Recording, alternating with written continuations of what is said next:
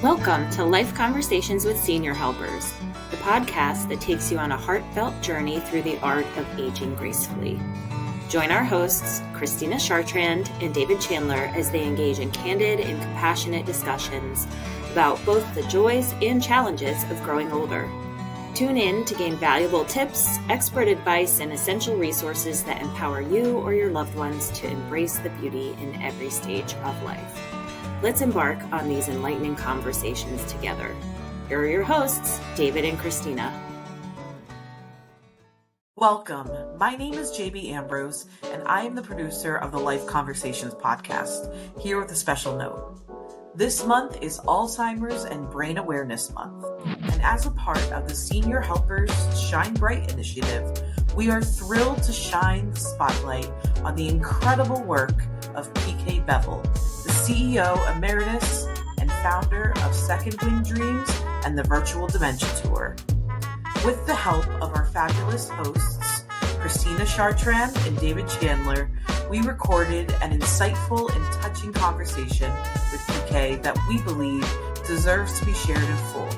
But to keep our episodes within our usual time frame, we decided to split it into two parts.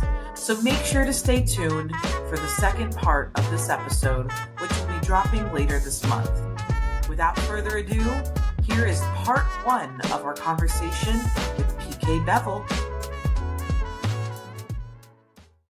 This is Christina Chartrand and David Chandler with Life Conversations. So good to have you on today's podcast.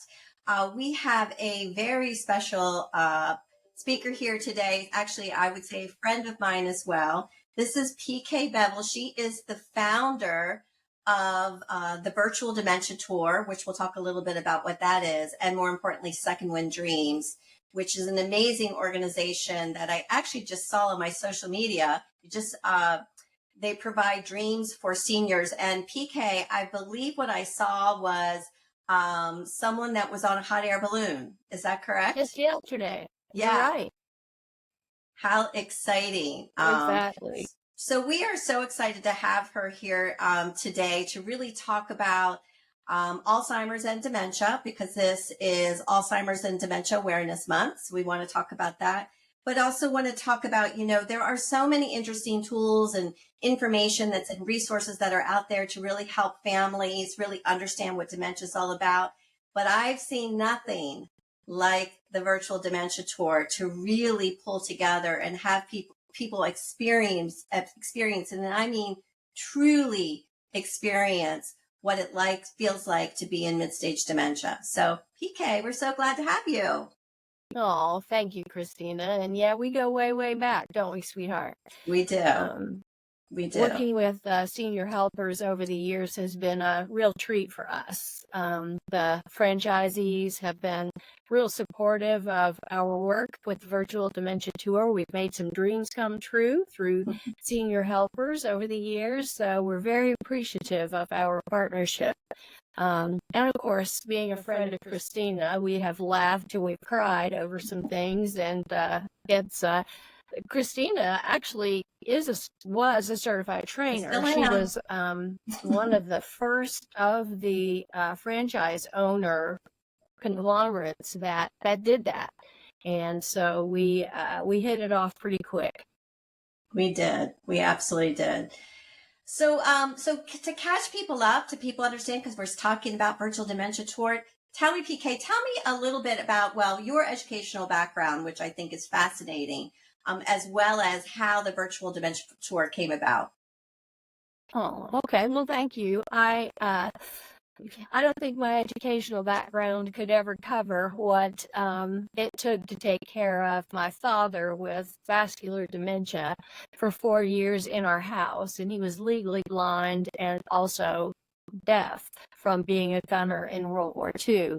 So I can tell you about my education, but it ain't nothing compared to having everything from anticipatory grief to fearing that I would walk in on him passed away in his bed at our house. So But nobody prepared you for that. But I have an undergraduate degree in clinical psych from Georgetown College, which is outside of Cincinnati. It's a small school. And I have my master's degree in clinical psych from Eastern Kentucky University, and then I have my PhD from Bredwick. And it was fun to do the PhD because I am a psychologist and a sociologist, and most of those programs are from a nursing perspective, which kind of tells you that we're starting to shift a bit from that medical model to that social model, and starting to get a bit of a collaboration more strongly between the two, and that's a beautiful thing. So I also am a certified elder care mediator and an end-of-life doula as well. Yeah, so I like school. You like school? Actually, David and I were just talking about end-of-life doulas, and we're fascinated with it. So we'll have to bring you on a different podcast to talk about that. Oh, I would love to, because we just launched the Dementia Doulas program through Second Wind, and it's pretty powerful stuff, and it's badly needed, obviously, because people are dying with dementia and nobody knows what to do, and the family doesn't even like to be there. So your people are having to deal with this a lot. So it's about time they get the tools. Yeah. That's awesome. And PK, it's such an honor to have you on our show today. I'm curious, for our listeners that may not be as familiar with Second Wind Dreams and the Virtual Dementia Tour, can you tell us a little bit more about what this is? And I'm really curious to know how you came up with the ideas to create these wonderful programs. Oh, I think most of that is spirit-led. So, I got to be clear about that. I can't think this up on my own, but God takes care of drums and fools, and I show up on both of those scales. So that's what basically happens. Also surrounding myself with good, strong people. The way that the Second Wind happened was I was a psychologist in nursing homes back when that was unheard of. So, I created a cabaret test because there were no assessments back in the early to mid 80s on, and yes, I'll be 71 this year, so we have to move past it. And so one of the assessments was asking the question on the geriatric incomplete sentences test, I wish. And they came out with some of the most incredible things.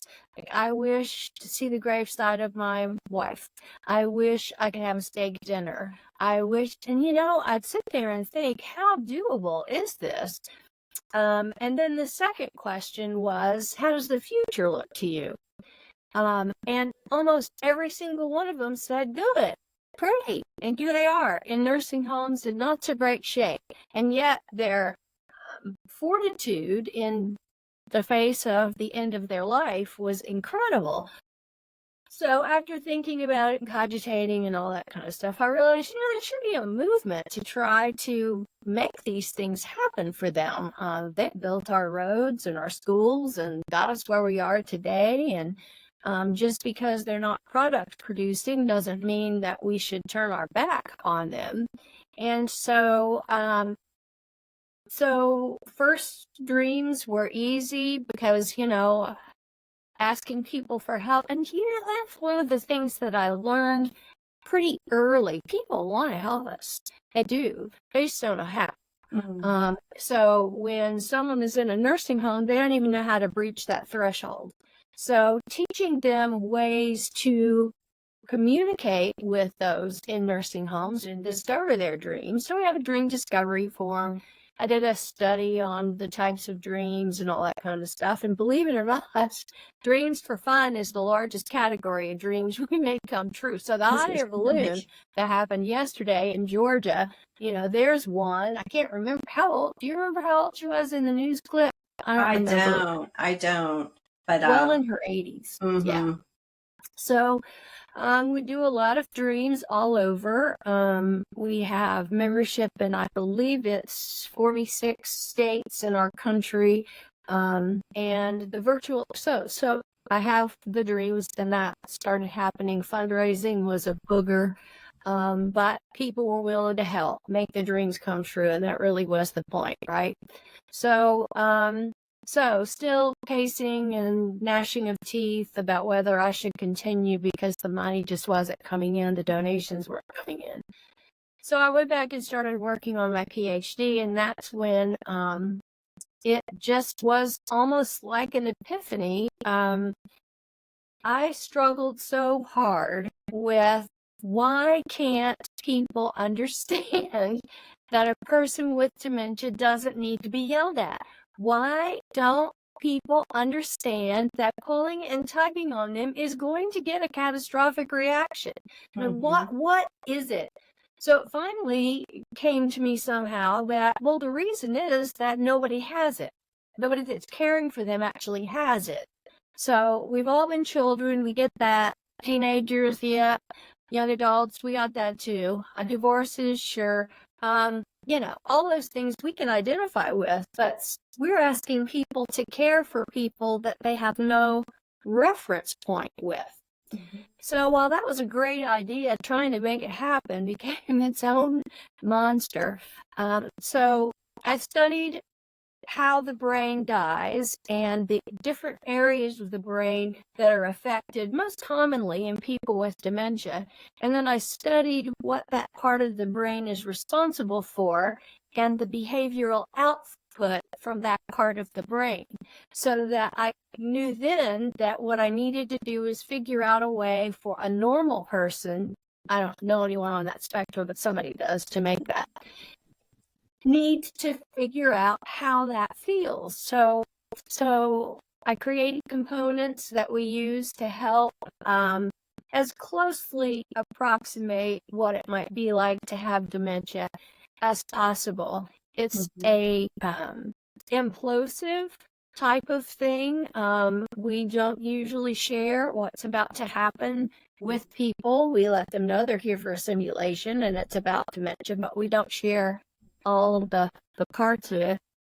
And the person is sent into a room alone and asked to do things, and then they come out, and we've gotten every range of emotion from falling apart to wanting more information, give me more, to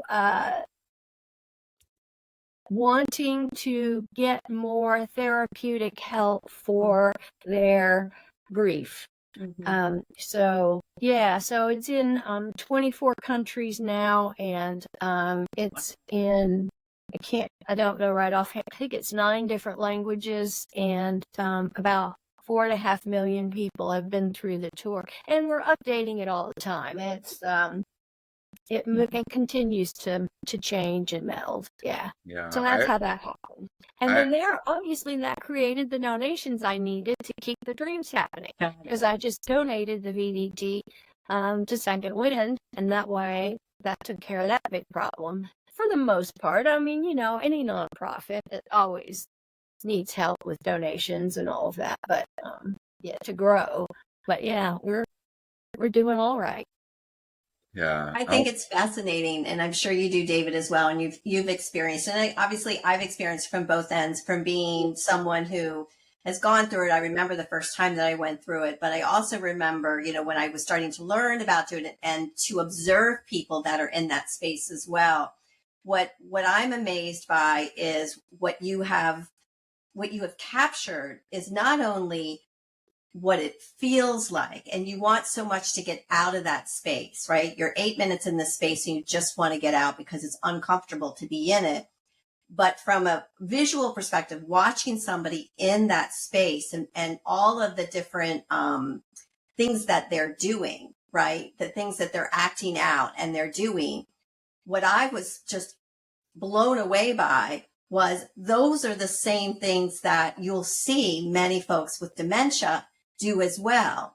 And you're wondering why they're doing that. So agitation, hoarding things, pacing, talking out loud, all of those things that you were talking about, was, it's amazing. It's an amazing experience. So I would totally say for anybody who has that in their area, anywhere near them,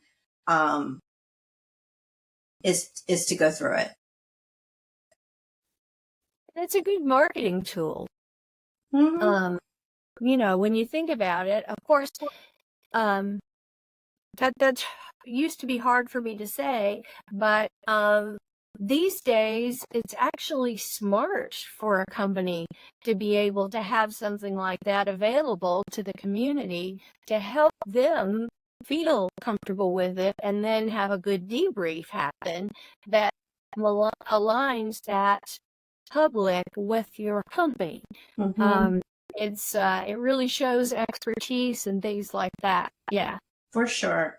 I think, People, where would someone go if they wanted to find a local where they could go and take part in the virtual dementia tour? How would they find that?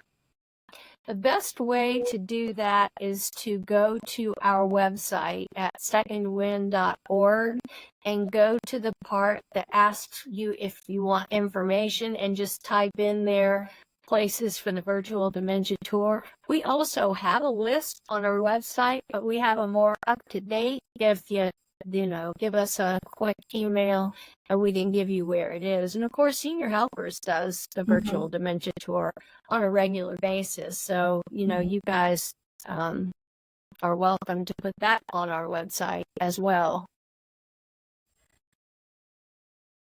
So I wanted to talk a little bit about the dreams, and I love how it all started out. I didn't know that story, that it started from when you were doing nursing care, and the I wish, I love that. I wish ... and kind of thing.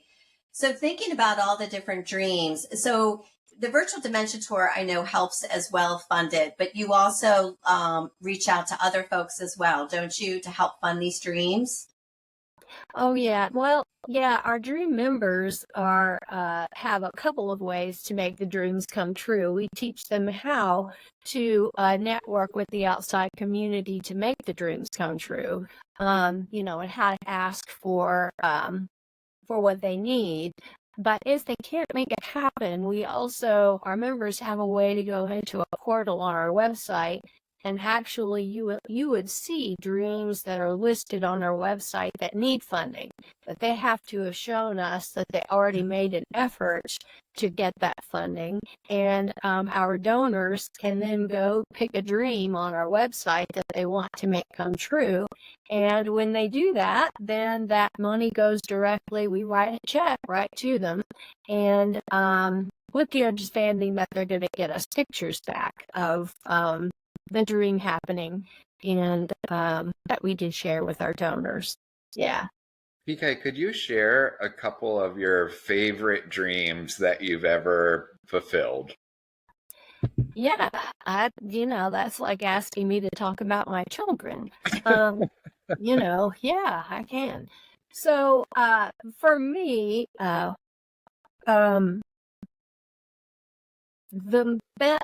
most moving dreams are the ones that are so simple, and that without that simple dream, their life is not in a good spot. So, one that got me was a gentleman who when we did the dream discovery form, all he wanted was a cup holder for his wheelchair. And I don't know about you guys, but you never think about how something as simple as that.